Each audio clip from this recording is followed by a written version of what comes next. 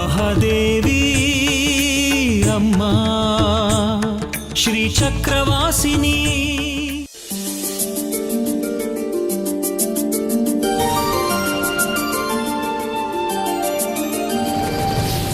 ನೋಡು, ಬೇಯಿಸ್ಕೊಳ್ಳೋದಕ್ಕೆ ಒಲೆ ತಯಾರಾಯ್ತು. ಮತ್ತೆ ಪಾತ್ರೆ ಬಿಡುವ ಬೇಯಿಸ್ಕೊಳ್ಳೋದಕ್ಕೆ.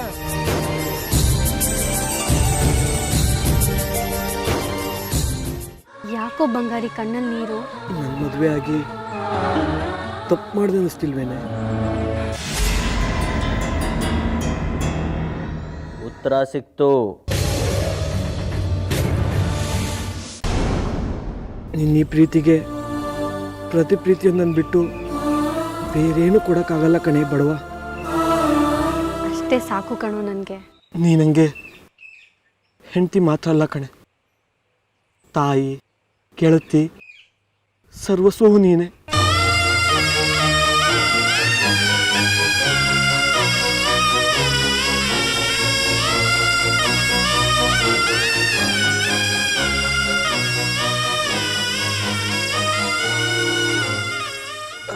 ಜಾಜಿ, ಊಟಕ್ಕೇನು ವ್ಯವಸ್ಥೆ ಆಯಿತು, ಆದರೆ ಮಲಗೋದಲ್ಲಿ? ಇಲ್ಲೇ ಮತ್ತೆಲ್ಲಿ? ಇಲ್ಲ, ಇಲ್ಲಿ ಮಲಗಿದ್ರೆ ಜನ ಏನಂತಾರೆ? ಬಂಗಾರಿ ಜಾಜಿನ ಮದುವೆ ಆಗಿ ಹಾದಿ ಬೀದಿ ಮಲಗೋ ಥರ ಮಾಡ್ದ ಅಂತಾರೆ. ಹಾಗಂತಾರ? ತಡಿ ಮಾಡ್ತೀನಿ.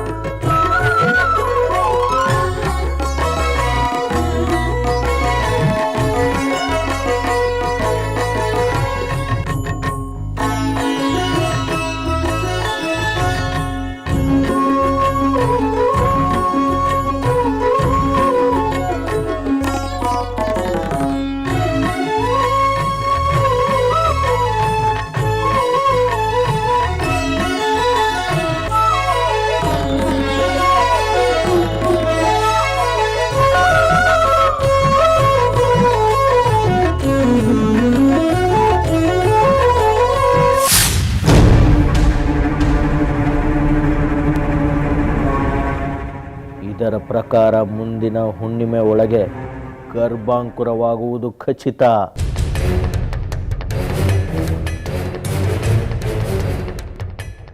ಅಂದರೆ ಇನ್ನೊಂದು ತಿಂಗಳಲ್ಲಿ ಶ್ರೀಚಕ್ರ ಸ್ವರೂಪಿ ಶಿಶುವಿನ ಭ್ರೂಣ ಕಟ್ಟುತ್ತೆ.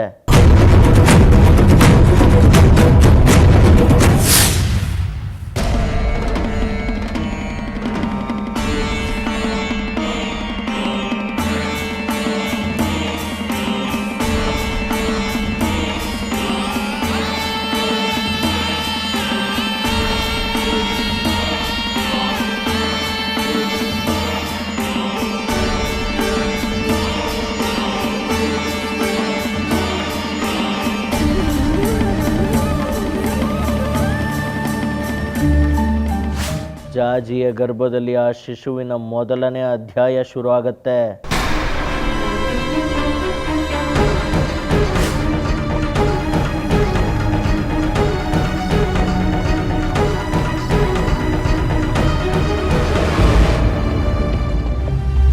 ಇದು ವಿಧಿ ನಿರ್ಧಾರ.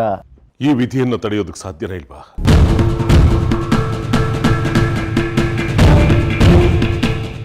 ಸಾಧ್ಯ ಇಲ್ಲ.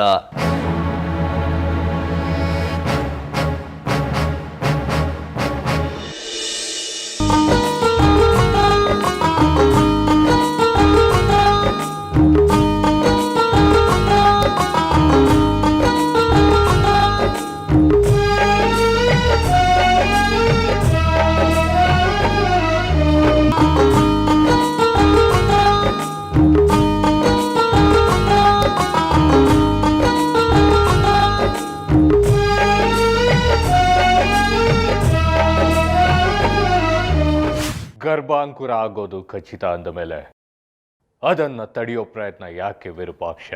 ಯಾಕೆಂದ್ರೆ ಅದು ನಮ್ಮ ವಶವಾಗ್ತಾ ಇಲ್ವಲ್ಲ, ಅದಕ್ಕೆ. ಯಾಕೆ ನಮ್ಮ ವಶ ಆಗಲ್ಲ ವಿರೂಪಾಕ್ಷ?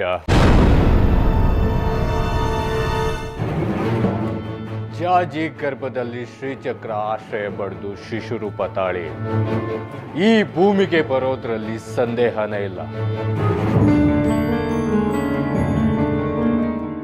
ಆದ್ರೆ ಆ ಗರ್ಭಕ್ಕೆ ಕಾರಣವಾಗಬೇಕಾಗಿರೋರು ಯಾರು ಅನ್ನೋದನ್ನ ನಾವು ನಿರ್ಧರಿಸಬೇಕು.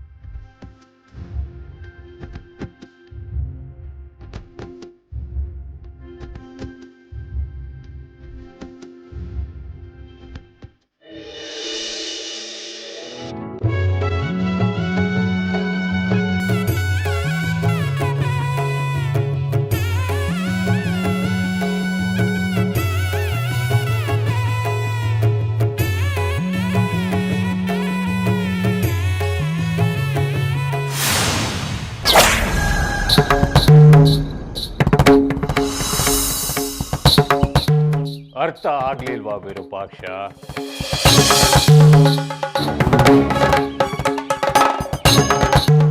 ಬಿಡಿಸಿ ಹೇಳು ಕಟ್ಕಿ, ಒಗಟೊಗಟಾಗಿ ಮಾತಾಡಬೇಡ.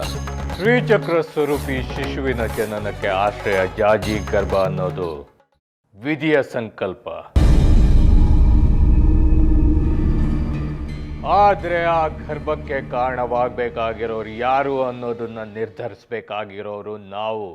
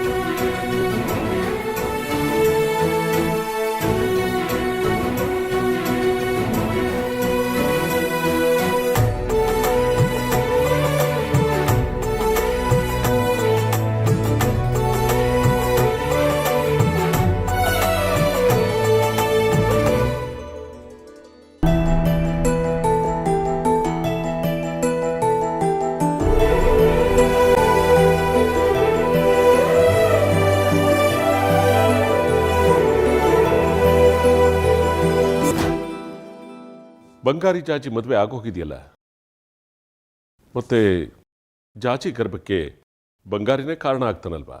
ಅಲ್ಲೇ ಇರೋದು ಮರ್ಮ. ಜಾಜಿಗೂ ಬಂಗಾರಿಗೂ ಮದುವೆ ಆಗಿದೆ, ಆದ್ರೆ ನಮ್ಮ ಸೂರ್ಯಾಂಶುಗಿನ್ನೂ ಮದುವೆ ಆಗಿಲ್ಲ.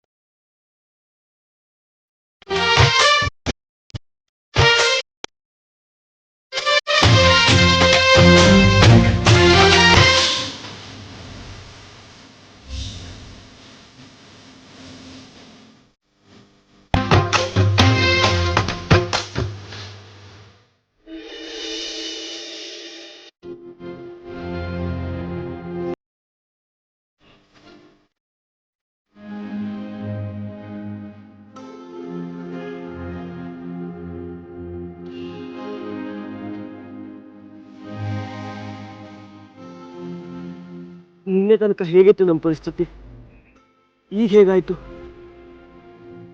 ಒಂದೇ ಒಂದು ದಿನದಲ್ಲಿ ಎಲ್ಲ ಬದಲಾಗೋಯ್ತು.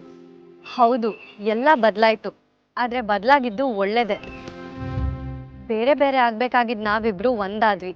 ಆದರೆ ಮನೇಲಿ ಬೆಚ್ಚು ಮಲ್ಕೋತಿದ್ ನಾವು ಈಗ ಬೀದಿಗೆ ಬಂದ್ವಿ. ಎಲ್ಲದರಲ್ಲೂ ಬೇಡದೇ ಇರೋ ಅಂಶನೇ ಹುಡುಕ್ಬೇಡ್ವೋ ಬಂಗಾರಿ. ಒಳ್ಳೇದನ್ನು ಯೋಚನೆ ಮಾಡು. ನಾವಿಬ್ರು ಈ ತಾಳಿ ಬಂಧನದಲ್ಲಿ ಒಂದಾದ್ವಲ್ಲ, ಇದಕ್ಕಿಂತ ದೊಡ್ಡ ಆನಂದ ಬೇಕೇನೋ? ಇನ್ನಮ್ಮನ್ನ ಯಾರೂ ಬೇರೆ ಮಾಡೋದಕ್ಕೆ ಸಾಧ್ಯ ಇಲ್ಲ. ಆದರೆ ಒಂದಾದ ನಮ್ಮನ್ನ ಮನೆ ತುಂಬಿಸ್ಕೊಂಡು ಆಶೀರ್ವಾದ ಮಾಡ್ಬೇಕಾದ ನಮ್ಮಮ್ಮ ಆಚೆ ತಳ್ಬಿಟ್ಲು. ಅವಳಷ್ಟು ನಿಷ್ಠುರವಾಗಿ ಮಾತಾಡ್ತಾಳೆ ಅನ್ಕೊಂಡಿರ್ಲಿಲ್ಲ. ಸಹಜ ಅಲ್ವೇನೋ?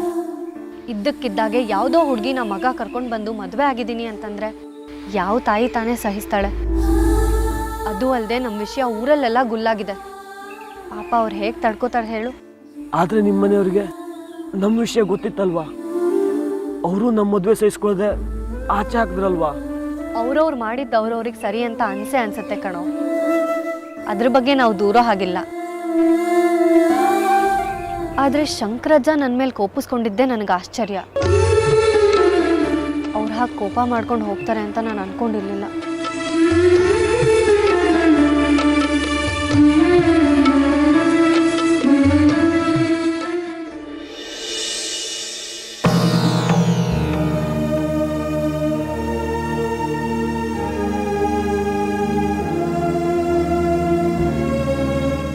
ಎಷ್ಟು ಚಳಿ ಇದೆ. ಮನೆಯಲ್ಲಿರೋ ನಮಗೆ ಈ ಚಳಿ ತಡ್ಕೊಳ್ಳೋದಕ್ಕಾಗ್ತಾ ಇಲ್ಲ.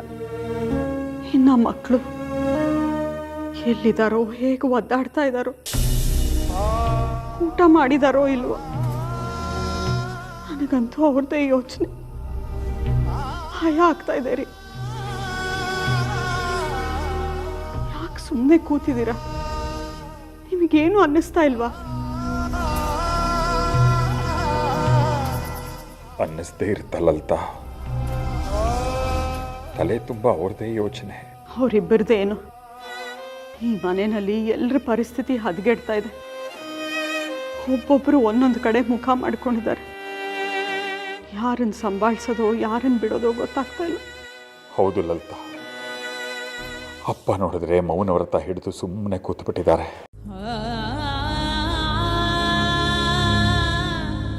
ಅಮ್ಮ ಒಂದೇ ಸಮ ಮಾತಾಡ್ತಾ ಇದ್ದಾಳೆ. ಅವ್ರಿಗೆ ಸಮಾಧಾನ ಹೇಳಬೇಕು, ನಮಗೆ ನಾವು ಸಮಾಧಾನ ಮಾಡ್ಕೋಬೇಕು. ಇವ್ರ ಮಧ್ಯೆ ನಾವು ನಜ್ಜುಗುಜ್ಜಾಗಿ ಹೋಗಿದ್ದೀವಿ. ಒಂಥರ ತ್ರಿಶಂಕು ಸ್ಥಿತಿ. ನೀವು ಹೀಗೆ ದುಃಖ ಪಟ್ಕೋಬೇಡಿ. ಅಮ್ಮನವರು ಏನಾದರೂ ಮಾಡ್ತಾರೆ. ನೀವು ಹೀಗೆ ಮುಖ ಸಣ್ಣಗೆ ಮಾಡ್ಕೊಂಡಿರೋದು ನೋಡಿದ್ರೆ ನಾನು ಎಲ್ಲಿಗೆ ಹೋಗಲಿ ಹೇಳಿ? ನಿಮ್ಮನ್ನು ಹೀಗೆ ನೋಡಿದ್ರೆ ನನ್ನ ಕೈ ಕಾಲೇ ಆಡೋದಿಲ್ಲ. ಇನ್ನೇನು ಮಾಡೋದು ಲಲಿತಾ? ಒಂದು ಕಡೆ ಹೆತ್ತೋರು, ಇನ್ನೊಂದು ಕಡೆ ಮಕ್ಕಳು. ಅವ್ರ ಮಾತನ್ನು ಕೇಳೋದು, ಇವ್ರ ಮಾತನ್ನು ಕೇಳೋದು. ನಮಗೆ ಇಬ್ಬರೂ ಮುಖ್ಯ. ಅಷ್ಟಕ್ಕೂ ಮದುವೆ ಆಗಿ ಹೋಗಿದೆ. ಈಗ ಏನು ಮಾಡೋಕ್ಕೂ ಆಗಲ್ಲ. ಈ ಸೂಕ್ಷ್ಮ ಯಾಕೆ ಇವ್ರಿಗೆ ಅರ್ಥ ಆಗ್ತಿಲ್ಲ? ಅರ್ಥ ಆಗುತ್ತೆ, ನಿಧಾನಕ್ಕೆ ಅರ್ಥ ಆಗುತ್ತೆ. ಕಾಲಕ್ಕೆ ಎಲ್ಲವನ್ನು ಮರೆಸೋ ಶಕ್ತಿ ಇರುತ್ತೆ. ನೀವು ಸಮಾಧಾನ ಮಾಡ್ಕೊಳ್ಳಿ. ಅವ್ರು ಎಲ್ಲಿದ್ದಾರೆ ಅಂತ ಏನಾದರೂ ಗೊತ್ತಾಯ್ತಾ? ಗೊತ್ತಾಯ್ತು. ಅಮ್ಮನವ್ರ ದೇವಸ್ಥಾನದ ಹಿಂದೆ ಪಾಳು ಬಿದ್ದಿರೋ ಕಟ್ಟೆ ಇದೆಯಲ್ಲ, ಅಲ್ಲಿ ಒಂದು ಸೀರೆ ಕಟ್ಕೊಂಡು ಜೋಪಡಿ ಥರ ಮಾಡಿಕೊಂಡು ಅಲ್ಲೇ ಇದ್ದಾರಂತೆ. ಛೇ, ಎಂಥ ಪರಿಸ್ಥಿತಿ ಬಂದ್ಬಿಡ್ತು. ಹೋಗ್ಲಿ ಬಿಡಿ, ಇಷ್ಟಾದರೂ ಮಾಹಿತಿ ಇದೆಯಲ್ಲ, ಇದೇ ಊರಿನಲ್ಲಿದ್ದಾರೆ ಅನ್ನೋದೇ ಸಮಾಧಾನ. ನೋಡಿ, ಅನ್ನ ಹುಳಿ ಚಪಾತಿ ಒಂದು ಡಬ್ಬಿಲಿ ಹಾಕ್ಕೊಡ್ತೀನಿ. ಅಟ್ಟದಿಂದ ಒಂದೆರಡು ಕಂಬಳಿ ತಗೊಳ್ಳಿ. ನಿಮ್ದೊಂದೆರಡು ಜೊತೆ ಬಟ್ಟೆ ಬಂಗಾರಿಗೆ ಮತ್ತು ಜಾಜಿಗೆ ಒಂದೆರಡು ಜೊತೆ ಬಟ್ಟೆ ಕೊಡ್ತೀನಿ. ತೊಗೊಂಡು ಹೋಗಿ ಕೊಟ್ಬಿಟ್ಟು ಬನ್ನಿ. ಈ ಚಳಿನಲ್ಲಿ ಆ ಮಕ್ಕಳು ಊಟ ಬಟ್ಟೆ ಆದರೂ ಸಿಕ್ಕಲಿ, ಅಷ್ಟಾದರೂ ಸಮಾಧಾನ ಆಗತ್ತೆ ಅವ್ರಿಗೆ. ಮತ್ತೆ ಅಮ್ಮ ಅಮ್ಮ ಅವ್ರನ್ನ ಕೇಳ್ಬಿಟ್ಟು ಹೋಗ್ತೀರಾ? ಅವ್ರು ಬಿಡ್ತಾರಾ? ಅವ್ರಿಗೆ ಗೊತ್ತಾಗದೇ ಇರೋ ಹಾಗೆ ಹೋಗಿ ಕೊಟ್ಬಿಟ್ಟು ಬನ್ನಿ. ಸದ್ಯಕ್ಕೊಂದು ವ್ಯವಸ್ಥೆ ಆಗತ್ತೆ. ನೋಡ್ತೀಯ ಲಲಿತಾ, ಇದನ್ನೇ ಹೆಣ್ಣು ಮನಸ್ಸು ಅನ್ನೋದು. ನಾನು ಅಯ್ಯೋ ಹೀಗಾಗೋಯ್ತಲ್ಲ ಅಂತ ತಲೆ ಮೇಲೆ ಕೈ ಹೊತ್ಕೊಂಡು ಕೂತನೆ ಹೊರತು ಈ ಸಮಸ್ಯೆಗೆ ಏನು ಪರಿಹಾರ ಹುಡುಕ್ಬೋದು ಅನ್ನೋದ್ರ ಯೋಚನೆನೇ ಮಾಡಲಿಲ್ಲ. ಸರಿ, ಇನ್ನು ಸಮಯ ಹಾಳು ಮಾಡೋದು ಬೇಡ, ಹೋಗ್ಬಿಟ್ಟು ಬನ್ನಿ. ಹಾಂ, ನಾ ಹೋಗಿ ಬರ್ತೀನಿ. ಹೇಗೋ ಒಂದು ಒಳ್ಳೆ ಉಪಾಯ ಹೇಳಿದ್ಯಾ. ನೀನು ಊಟ ಡಬ್ಬಿಗೆ ಹಾಕಿಡು, ನಾನು ಕಂಬಳಿ ತಗೋತೀನಿ. ಖಡ್ಕಿ ಯೋಜನೆ ಅರ್ಥವಾಯ್ತಾ?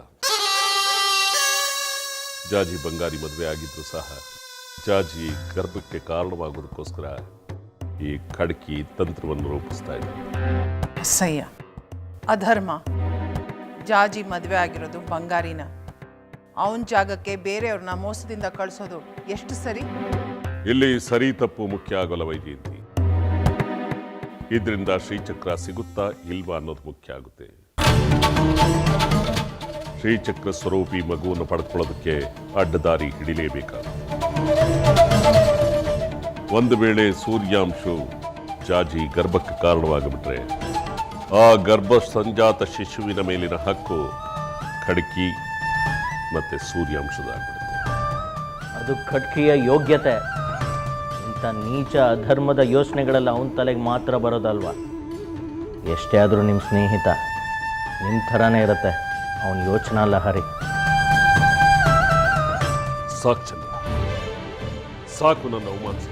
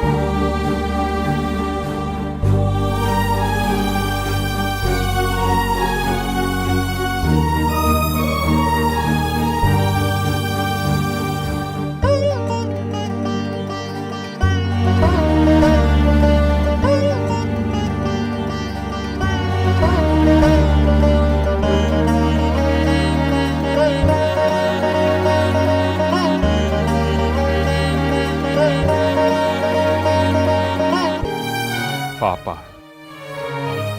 ಚಳಿಲಿ ನಡುಗ್ತಾ ಮಲಗಿದ್ದಾರೆ.